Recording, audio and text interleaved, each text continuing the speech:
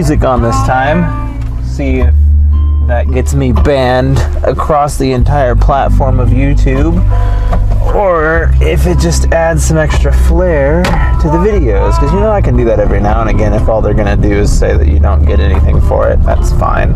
I'm all right with that. It is a good day. I'm getting out close to time. Still not quite as early as I'd like. I'm half an hour over, but honestly, half an hour over is nothing compared to what I've been doing, so I'm okay with that. Getting ready to start an exciting adventure.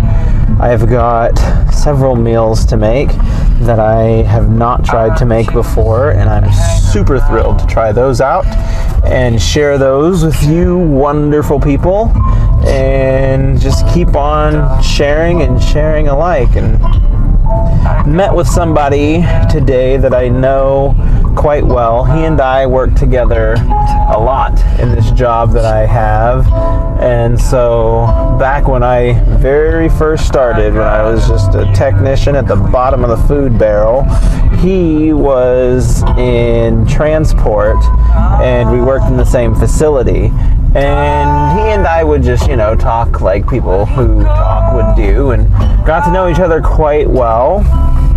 And he was set to retire very soon, and ultimately he decided he just didn't want to do work that was as physical as the work he was currently doing was, and so he wound up taking a role in my department, and he liked that, stuck with it for a good many years, and then finally decided, it's time to hang it up, and I'm gonna retire for good this time. I'm actually gonna do it.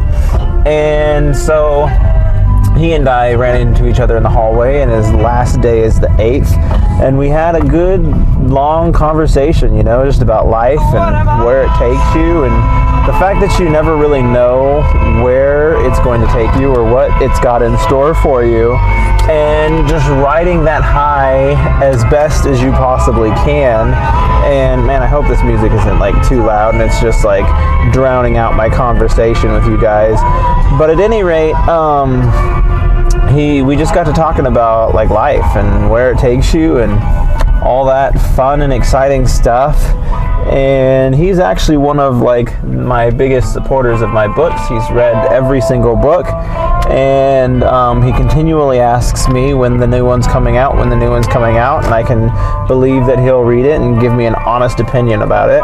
So I made sure when I talked to him, I was like, I need to get your number, we need to stay in touch, there's no reason why we should just disappear off the face of existence. And he was like, yeah, absolutely, it's cool. And it's interesting as a younger individual how well I seem to connect with the older generation and how receptive they are of me. I've had several friends now in his age group, and they've helped show me a great many things, and one of which is a life philosophy that I now take to heart. And it's honestly too bad that it has to be like this, but it still very much so is like this. And so he spoke to me about being on the verge of retirement and just what that means and the excitement of it all and the nerves of it all. And because what a lot of people don't realize, retirement is always advertised to us as the great be all end all. We work towards retirement, and when we finally retire, that's when we're free. That's when we're free of work and we're free of that burden that it's got above us and all the things that it has that keeps us oppressed, so to speak. And so essentially what he's talking about, getting out and everything, but he asked me about this local general that he met when he was a young child, and he asked if I'd ever heard of them, which I thought was odd, because after he followed up with a story, I was like, how would I have ever known that this general ever existed? But anyway, he asked me about this general, and he said that he met this general when he was 17, about to get out of high school, and he was the person who inspired him to go and be a police officer. Well, this general retired from the police force shortly thereafter and passed away before he could collect his first retirement check. And so that stuck with him. Here he is, a 63-year-old man, and when he was 17, he remembers this general, meeting this general that passed away before he could really reap the rewards of his retirement. And that's very much so the same kind of story that I have run into, and that's kind of affected me. And the gentleman that I was talking to today was talking about, he's like, I'm not gonna let that happen to me. He's like, I'm not going to retire only to pass away almost immediately thereafter. And I mean, to a degree, we don't really have power over that. Like, that's a good statement to make, but like, unless he's like determined to not commit suicide a week after his retirement, like, there's no way he can guarantee that something's not going to happen to him. Obviously, we hope that nothing does.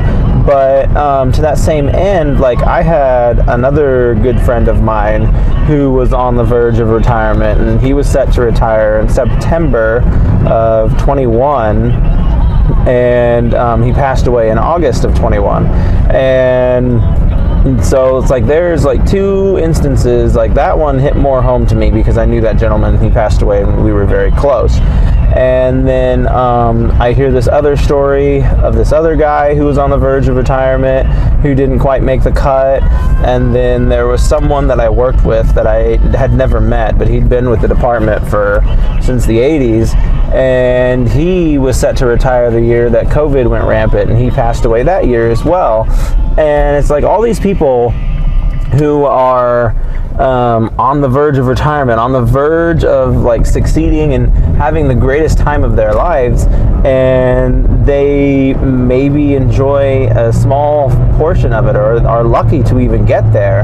And that's kind of what drives my mentality and why I hit things so hard as I do, because it's like, I want to live in the now, and I want to enjoy the now, and I don't want to wait until retirement to start enjoying things.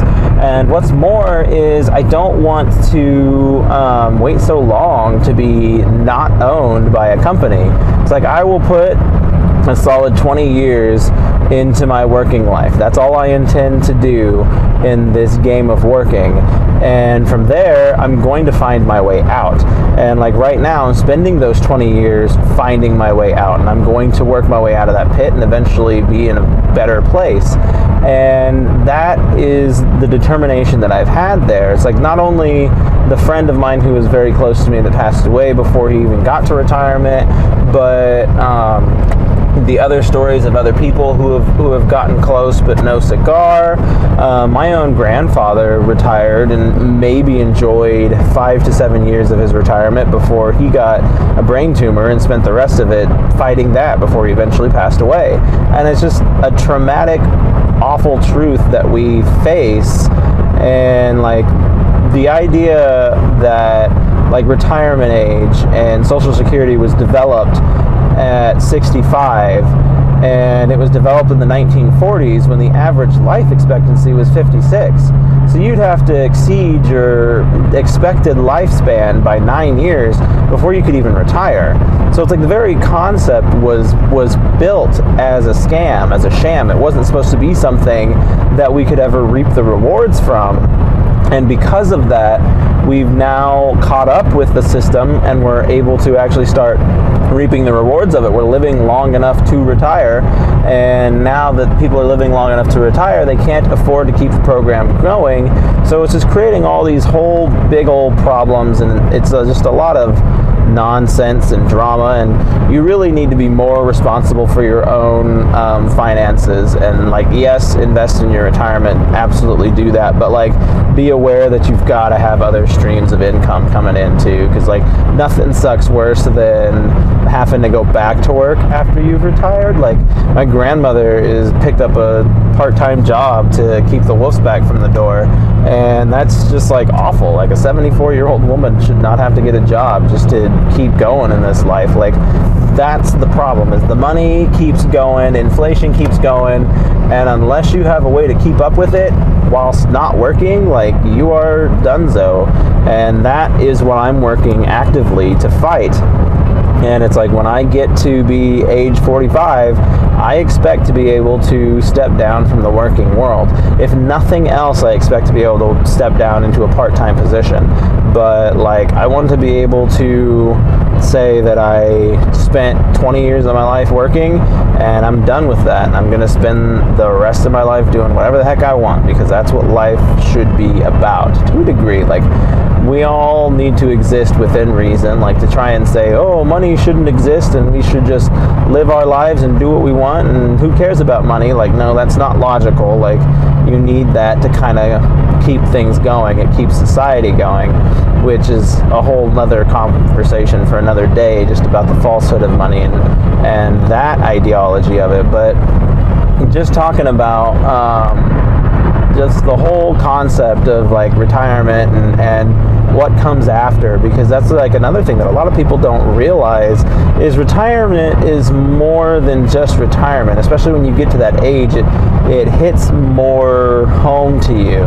But like, retirement is like what comes after that. It's the end. That is the end of your days, the end of your time here.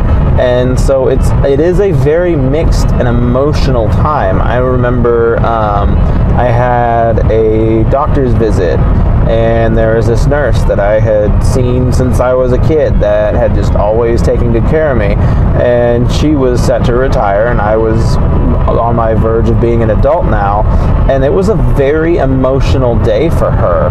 And like, I remember being confused by it at the time, and I asked my mom, like, why do you think she was so emotional? Like, she should be happy, she should be excited. Like, she's like, yeah, but there is a lot of emotions going in a person's head on a day like that, especially like you've been working at this place for decades and you're just gonna up and be like, okay, I'm done. Like, that's an emotional thing. Like, you've built relationships with people, you know people, you're close with people, and like, essentially, like, you're not ever gonna talk to these people again. Like, it's nice to say in theory, yeah, we'll talk, or we'll whatever, and social media makes you feel a little better about it, but the reality of the situation is, most of the time when you quit a job or you leave an organization or you stop doing a certain thing, you stop talking to the people that you affiliated with that certain thing.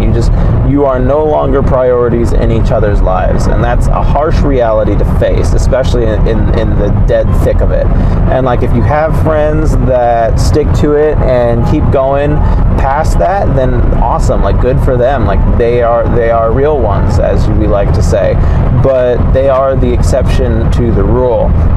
I worked at Home Depot for just over 6 years, and there were people there who worked there the entirety of the 6 years. There were people there that I knew 4 of the 6 years, 3 of the 6 years, even 2 of the 6 years. And as soon as I left that facility, it's like I had just dropped off of their radar of people that they need to pay attention to. And just eventually, like, we just lost touch, and that's life. And it was hard at first, because I was like, damn, like, I really thought I was super close to these people, and then all of a sudden it was just like, poof, nope, you're gone, you don't exist in their existence anymore. And it really, it sucked, and I had to come to that reality that it's like, that's just life. And like, you will run into those people that you can keep things going for a good long time, well past your working time, and that's incredible. But like, those are the exceptions to the rules. Those are the special people. And like, my mom recently did a meetup with a bunch of people that she worked with back in the 90s, and it's like, you haven't spoken to or worked with these people in close to 30 years, and you all are still close enough to make time out of your schedules and your days to meet up and talk to each other and catch up and see what's going on after all this time.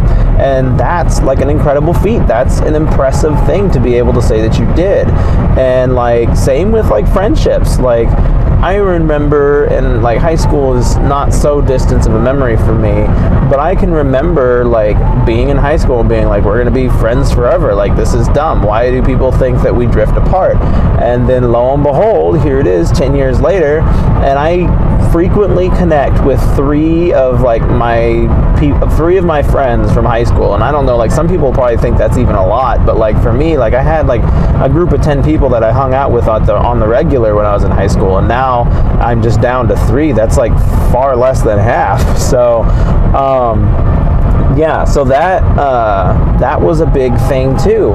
And just coming to the realization of how people can come in and out of our lives, and it's just a part of the passing thing. And like this gentleman who's set to retire will very much so be the same thing. Like, he and I are close now, and I like to think that I will keep in contact with him. I like to think that he'll keep reading my books.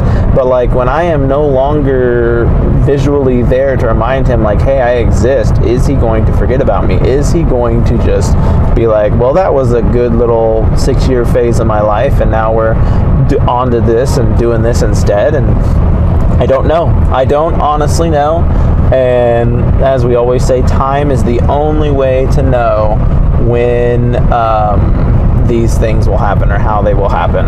And eventually, when the time comes, you'll kind of realize, it's like, dang, I haven't talked to this person in forever. Am I going to keep talking to them?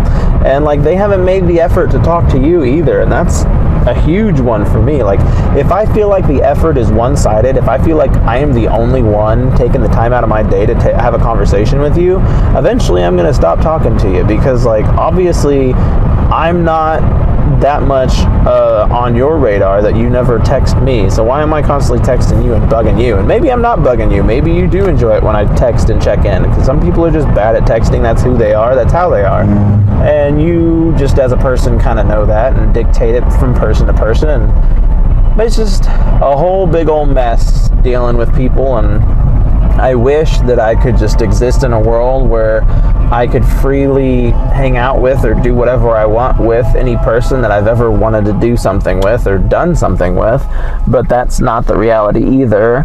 As you build your own lives and you get to doing your own things, it becomes incredibly difficult to plan these sorts of things. And like, this is the very same thing with like family even. Like, I've just been talking about friends and coworkers here for a while, but like, family is the very same way. When you all grow up and you become adults and you start making your own families, you have less priorities to entertain those people that you grew up with. And it's like the natural phases of life that we go through, and when those phases are over, you move on from them.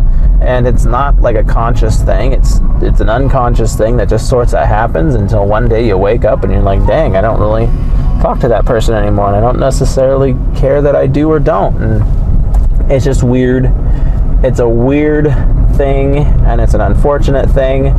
But I mean, a big congratulations to the gentleman who is set to retire. Like, he's done his time. He's finally getting out of the race. He told me, he's like, I ain't gonna go back on it again. It's for real this time. We're doing it.